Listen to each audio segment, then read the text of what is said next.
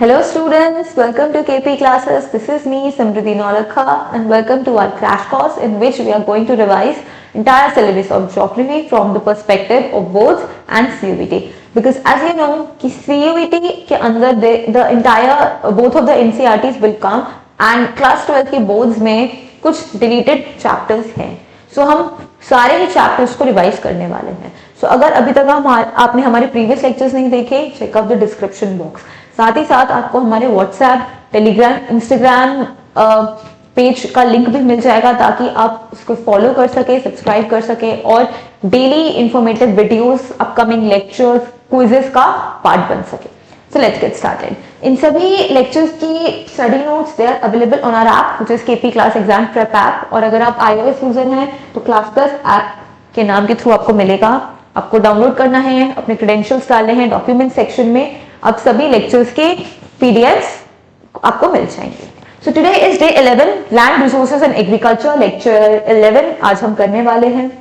So let me tell you one thing, I have great news that आप अपनी CUET की preparation को और अच्छे से बूस्ट कर सकते हैं हमारे उड़ान बैचेस का पार्ट बन के, जहां हम सारे ही डोमेन्स के सारे ही चैप्टर्स को इन डेप्थ स्टडी करने वाले हैं, हर टॉपिक को इंडिविजुअली रिवाइज करने वाले हैं एंड साथ ही साथ personalised mentoring, performance tracking, regular mock test and feedback. उसके अलावा 1000 से भी ज्यादा एमसीक्यूज हम अपने लाइव क्लासेस में सॉल्व करेंगे. सो आपको क्या करना है, ये कोर्सेज को परचेज करना है and very cost effective course with in 4999 आप अपनी पूरी सीयूईटी की प्रिपरेशन कंप्लीट करेंगे एंड अपने ड्रीम कॉलेज में एडमिशन ले सकते हैं. एंड अगर आप सिर्फ जीटी टारगेट कर रहे हैं वो भी अवेलेबल है with our Sarathi batch. And these are the books जो आपको हमारी साइट से मिलेंगे and these books contain more than 1200 MCQs. So आप 1200 एमसीक्यूज रिवाइज करके जाएंगे पेपर देने से पहले. So land resources in agriculture. So basically हम इस टाइम पे लैंड की बात करेंगे. सो लैंड रेवेन्यू डिपार्टमेंट में लैंड को काफी ज्यादा कैटेगरीज में डिवाइड कर दिया है. Forest, non agriculture land use, barren wastelands, permanent pasture grazing land, miscellaneous, culturable, current fallow, net sown areas. तो ये क्या है, डिवीजन ऑफ लैंड्स है. Division of land on the basis of their uses. So land use जो अभी current changes देखने को मिल रहे हैं. सो लैंड के यूज में काफी ज्यादा चेंजेस हैं. आइए देखिए क्या है. और ये किससे इन्फ्लुएंस होता है, economic activities like primary, secondary, tertiary activities से ये इन्फ्लुएंस होता है. जो जितनी ज्यादा एक्टिविटी डोमिनेट कर रहा है उतना ही उस एक्टिविटी के लिए लैंड यूज होगा. ओके. दूसरा, पॉपुलेशन, टेक्नोलॉजी, इनकम लेवल्स, ये सारे फैक्टर्स भी रिस्पॉन्सिबल होते हैं लैंड यूज को चेंज करने के लिए. ठीक है. इन एक्टिविटीज की वजह से लैंड पे प्रेशर बढ़ता है एंड इतना ही ज्यादा लैंड यूज होता है. लेकिन ये ऐसा शिफ्ट माना गया है with the secondary and tertiary activities की वजह से. तो जो हम पहले प्राइमरी एक्टिविटी एग्रीकल्चर के लिए लैंड यूज करते थे वो लैंड अब किस में टर्न हो रहा है, इंडस्ट्री सेटअप होने के लिए या फिर सर्विसेज प्रोवाइड होने के लिए. This transition offers result in gradual conversion of agricultural land into non-agricultural uses. इसका मतलब यही है सेकेंडरी एंड टर्शरी सेक्टर की activities. Despite decreasing contribution of agriculture to the economy, demand agricultural land की अभी भी हाई है. क्यों? Due to slow decline in the agricultural workforce. And food एक ऐसी चीज है तो सबको चाहिए. So percentage in the figure are based on the reporting areas. So a decline in one category often correspond to increase in the other. Agriculture land जैसे कम हो रहा है सेकेंडरी एंड टर्शरी सेक्टर के लिए साइमल्टेनियसली लैंड ज्यादा increase हो रहा है. So the area under forest, non agricultural uses, current fallow, net sown area, इनमें हमें इंक्रीज देखने को मिला है. मतलब फॉरेस्ट एरिया इंक्रीज हो रहा है, नॉन एग्रीकल्चरल लैंड इंक्रीज हो रहा है. क्यों इंक्रीज हो रहा है? क्योंकि नॉन एग्रीकल्चर एक्टिविटीज इंक्रीज हो रही हैं. फिर करंट फैलो लैंड, जो बेरन लैंड होते हैं, वेस्टलैंड होते हैं जिसपे एक साल के अंदर कोई भी एक्टिविटी नहीं होती. फिर नेट सोन एरिया, जितना आपके पास लैंड है उसमें आप कितना ज्यादा कल्टीवेशन करते हैं. तो इन सब एरियाज में हमें इंक्रीज देखने को मिला है. क्यों? सबसे ज्यादा नॉन एग्रीकल्चर यूजेस में देखने को मिला क्योंकि इंडियन इकोनॉमी का शिफ्ट चेंज हो रहा है. कंट्रीब्यूशन इंडस्ट्री सेक्टर और सर्विस सेक्टर से ज्यादा. फॉरेस्ट एरिया पे क्यों इंक्रीज हो रहा है? क्यों? क्योंकि डीमार्केटेड फॉरेस्ट ज्यादा इंक्रीज हो रहा है. Then fallow lands explain by data की वजह से, क्योंकि ये फ्लक्चुएट होता है and influence by factors such as rainfall and all. And net sown area क्यों यूटिलाइज हो रहा है? क्योंकि कल्चरेबल वेस्टलैंड्स हम ज्यादा यूज कर रहे हैं for the agriculture purpose. On the other hand, 4 categories have registered a decline. On the same hand जो बाकी की 4 कैटेगरीज हैं उनमें डिक्लाइन देखने को मिला. क्यों बेसलैंड और कल्चरेबल लैंड्स क्यों डिक्लाइन हो रहे हैं? क्योंकि इंक्रीज प्रेशर आ रहा है एग्रीकल्चर और नॉन एग्रीकल्चर सेक्टर्स पे over the time. Then land under the pastures and breeding lands encroachments की वजह से कम हो रहे हैं। Then illegal expansion of cultivation, जिसकी वजह से लैंड पे प्रेशर ज्यादा पड़ रहा है।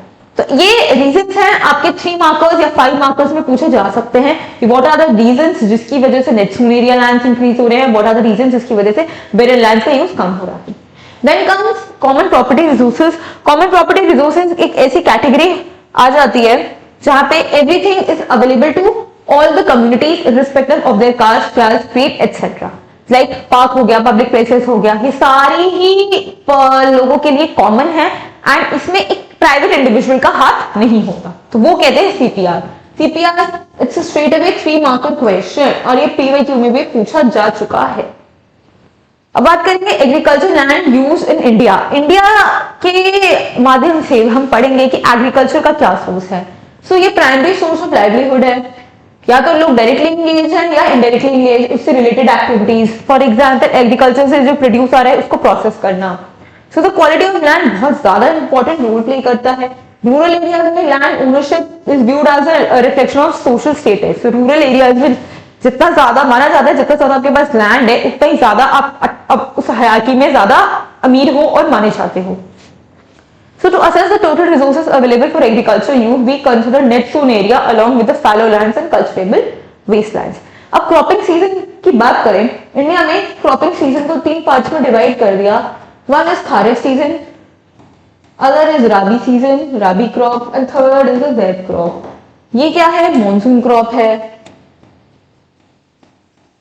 ये कहते हैं विंटर क्रॉप्स, विंटर में सोन होती हैं, and these are the summer crop. Cropping season को 3 पार्ट्स में हमने डिवाइड कर दिया है। अब फार्मिंग की बात करें, फार्मिंग को भी 3 कैटेगरीज में डिवाइड कर दिया। इरिगेटेड फार्मिंग है जो पूरा इरिगेशन पे रिलाई करती है। देन रेनफेड फार्मिंग जिसे बर्नी कहते हैं, पूरा रेनफॉल पे डिपेंड है। देन वेटलैंड फार्मिंग जहां पे एक्सेस रेनफॉल होता है एंड जहां पे इतने ज्यादा रेनफॉल हो जाता है कि जो लैंड है वो वेटलैंड में कन्वर्ट हो जाता है, land with more of water, तो इट्स अ मिक्स। अब क्रॉपिंग पैटर्न की बात करें, food grains accounts for 2/3 of the total crop area in India. And सबसे पहले सीरियल्स में बात करें, India as per NCERT cereal production में रैंक 3 है। Then 54% of the total crop area, जितना इंडिया का क्रॉप एरिया है जिसका 54% आपका क्या है? सीरियल्स अकाउंट करता है। कौन कौन से सीरियल्स हैं? राइस है, व्हीट है, ठीक है। Half of the Indian population, ये एक बहुत ज्यादा वाटर इंटेंसिव क्रॉप है। देन व्हीट आ जाता है Indo Gangetic plain, Malwa plateau, Himalaya sorry, then Uttar Pradesh, Punjab, Haryana में ग्रो होता है। फिर आ जाता है कोर्स ग्रेन, 16.50% अकाउंट करता है, जिसमें ज्वार, सोरगम, मेज, ये सारे आपके कोर्स ग्रेन हैं। Basically all your millets which are extremely very healthy. तो इनका हेल्थ फैक्टर की वजह से इनका इंपॉर्टेंस क्या हो रहा है? ग्रो हो रहा है। देन पल्सेस 11% कहां ग्रो होता है? डेक्कन, सेंट्रल प्लेट्यूज, जिसमें ग्राम, तूर, अरहर की दाल फेमस है। Then oil seeds 14 of the total crop area, ऐसे क्रॉप्स जिसको एक्सट्रैक्ट करके we can produce oil. So rapeseed हो गया, mustard, soybean, sunflower, and mostly Malwa plateau, Maharashtra, Telangana में ग्रो होती हैं। Then fiber crops, ये फाइबर प्रोवाइड करते हैं for your cloth like cotton and jute. India globally rank 4th है in the cotton production in Maharashtra, तभी Bombay textile industry is very famous. Then jute में West Bengal accounts for majority of the jute production. In partition के बाद we lost our areas of jute to East Pakistan. Sugar, other crop में sugar cane, tea, coffee, तो ये दोनों beverages आ गए। Cash crop में बहुत ज्यादा शुगर केन इंपॉर्टेंस रखता है, यूपी, महाराष्ट्र, गुजरात से these स्टेट्स में ग्रो होगा। देन असम की टी लार्जेस्ट प्रोड्यूसर है and Karnataka largest coffee producer है। अब बात करेंगे agriculture development of India in India, तो एग्रीकल्चर अभी भी वाइटल है। 2001 के सेंसस क्या है? अकॉर्डिंगली 53% अभी भी कंट्री की पॉपुलेशन अपने लाइवलीहुड के लिए, अपने डेली नीड्स के लिए एग्रीकल्चर पे डिपेंड है। बट ये अंडरस्कोर हो गया क्योंकि 57% of India's land crop cultivation and global average of 12%। Land का यूज ज्यादा हो रहा है, इसकी वजह से प्रेशर बढ़ रहा है। And numerous challenges, limited land availability, Indian agriculture अभी भी काफी ज्यादा सिग्निफिकेंस क्रिएट करता है।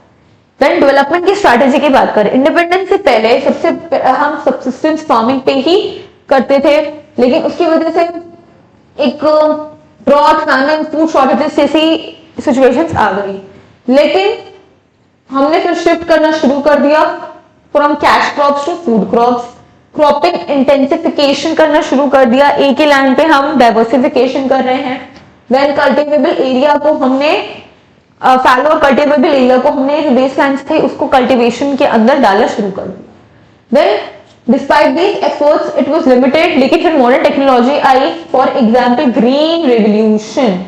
ग्रीन रेवोल्यूशन का मेजर रोल है in increasing the agriculture production. तो आज की तारीख में इंडिया का जो एग्रीकल्चर है वो ग्रीन रेवोल्यूशन की ही वजह से है, जिसमें HIV seeds, fertiliser, mechanisation, irrigation and intensive area development programme जैसी स्कीम्स भी होती हैं।